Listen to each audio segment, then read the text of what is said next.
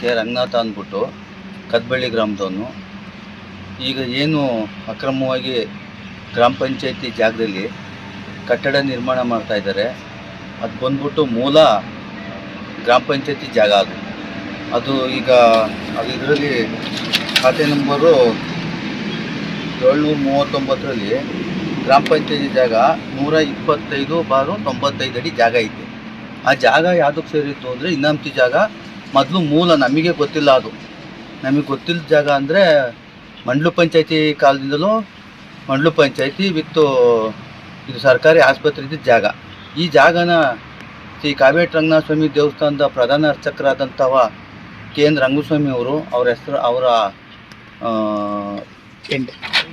ಧರ್ಮಪತ್ನಿ ಆದಂತಹ ಲೀಲಾವತಿ ಅವರ ಹೆಸರಿಗೆ ಅಕ್ರಮವಾಗಿ ಖಾತೆ ಮಾಡಿಸ್ಕೊಂಡು ಈ ಸ್ವಪ್ನೂ ಸಹ ಈ ಪಂಚಾಯತಿ ಜಾಗನ ಪಂಚಾಯತಿ PDO ಅವರು ಪಂಚಾಯತಿ ಜಾಗನೆಯ ಅಕ್ರಮವಾಗಿ ಮಾಡಿಕೊಟ್ಟಿದ್ದಾರೆ. ಅದ್ರ ಜೊತೆಗೆ ಈಗ ಪಂಚಾಯತಿ ಜಾಗ ಪಂಚಾಯತಿಲೇ ಆಗಬೇಕು, ಈ ಜಾಗ ಗ್ರಾಮಕ್ಕೆ ಸೇರ್ಕೋಬೇಕು.